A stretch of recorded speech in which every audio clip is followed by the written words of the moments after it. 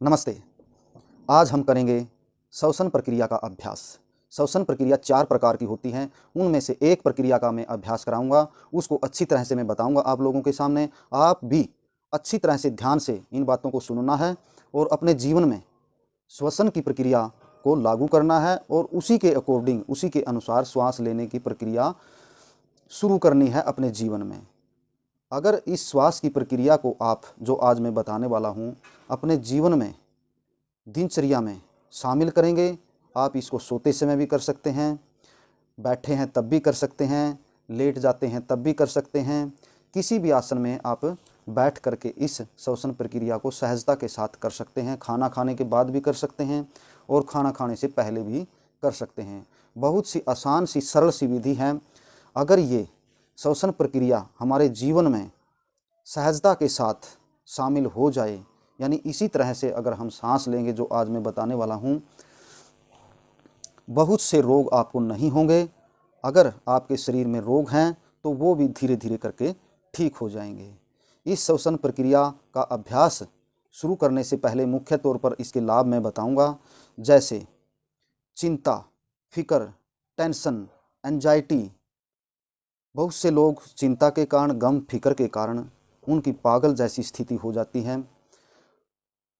ये जो प्रक्रिया है श्वसन की, इससे वो समस्याएं ठीक होंगी अगर वो ध्यान से इस श्वसन प्रक्रिया को अपने जीवन में अपनाएंगे तो। पेट की समस्या आपकी ठीक होगी, माइग्रेन की समस्या आपकी ठीक होगी, आँखों के रोग आपके ठीक होंगे। ध्यान रखना, जब आपका पेट ठीक रहता है तो आपको कोई भी बीमारी सहजता के साथ नहीं घेरती। जल्दी से कोई भी बीमारी नहीं लगेगी आपको अगर आपका पेट सही रूप से ठीक कार्य कर रहा है। इस श्वसन की प्रक्रिया से आपकी पाचन क्रिया सुधरेगी, अच्छी भूख लगेगी, टेंशन मिटेगी तो आप सदा खुश रहेंगे और प्रसन्न चित्त, जो व्यक्ति प्रसन्न रहते हैं उनको बहुत सारी बीमारियां नहीं होती, टेंशन की बीमारियां नहीं होती, जिससे आपकी बहुत सारी बीमारियां दूर हो जाएंगी। चलो अब मैं बताने वाला हूं श्वसन प्रक्रिया की यह विधि कैसे करनी होती है। जब आप बैठ कर करते हैं, चेयर पर भी बैठ कर सकते हैं, आप लेट कर भी कर सकते हैं, लेकिन जब भी इस प्रक्रिया का अभ्यास करें आप सहजता के साथ सीधे लेटना है। शवासन की स्थिति में लेट करके इसका अभ्यास करें। खाना खाने से पहले भी कर सकते हैं, बाद में भी कर सकते हैं। इसकी विधि है, अभी हम बैठकर बताने वाला हूं मैं आप लोगों के सामने कैसे करते हैं। सुखासन में बैठ गए हैं हम, कोई भी मुद्रा लगा लीजिए, या मुद्रा लगाने की आवश्यकता नहीं है इसमें। अगर आप हस्त मुद्राओं के साथ करेंगे तो बहुत अच्छा लाभ मिलेगा। अगर आप वैसे ही करेंगे, किसी भी समय करना चाहते हैं तो आप वैसे भी कर सकते हैं। कमर गर्दन सीधी। इसका नाम है उदर श्वसन प्रक्रिया, यानी पेट से श्वास लेना और पेट से ही छोड़ना। मतलब पेट से श्वास बाहर नहीं निकालना, ऐसे नहीं है ये। पेट फूलेगा जब श्वास अंदर जाएगी, और जब श्वास बाहर निकलेगी पेट पिचकेगा।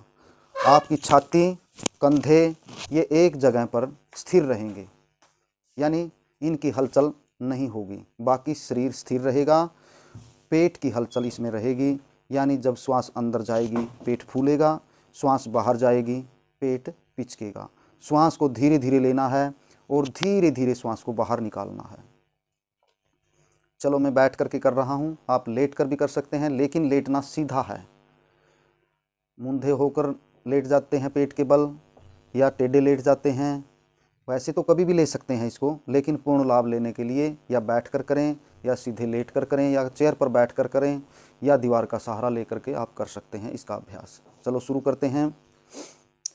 एक हाथ हम चेस्ट पर ऐसे रखेंगे और एक हाथ हम पेट पर रखेंगे। ये सिर्फ सिखाने के लिए है, ताकि आपको पता चल जाए कि मैं जब सांस लेता हूँ कौन सा पार्ट मेरा हलचल कर रहा है। छाती फूल रही है या पेट फूल रहा है, या पेट पिचक रहा है या छाती पिचक रही है, इससे आपको पता चलेगा।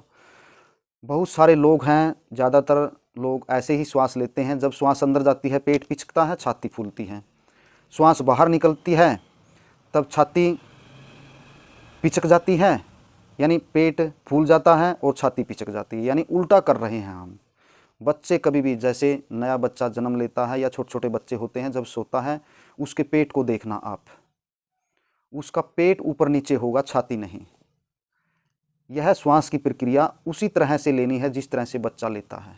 आज मैं सिखा रहा हूँ आप लोगों को, क्योंकि हम श्वास लेना ही भूल जाते हैं जब हम बुद्धि से काम करना शुरू कर देते हैं, यानी बड़े हो जाते हैं, समझदार हो जाते हैं, श्वास लेने की प्रक्रिया ही भूल जाते हैं। इसी कारण तरह तरह के रोग हमें घेर लेते हैं। देखिए कैसे करेंगे। एक हाथ चेस्ट पर रखेंगे, एक हाथ हम पेट पर रखेंगे, फिर हम धीरे धीरे श्वास को लेंगे,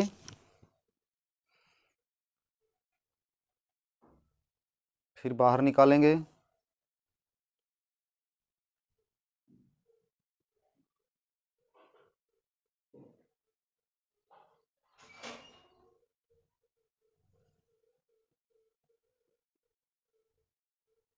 मैंने श्वास लिया, पेट ऊपर की तरफ आएगा, जितना हो सकता है उतना फुलाएं पेट को, चेस्ट स्थिर रहेगी, छाती स्थिर रहेगी, इसको हिलाना नहीं है, इसको ऊपर नीचे नहीं करना है। जब आप श्वास लेते हैं सिर्फ पेट की ही हरकत होगी इसमें, और श्वास ही अंदर जाएगा, पेट बाहर की तरफ निकल कर आएगा।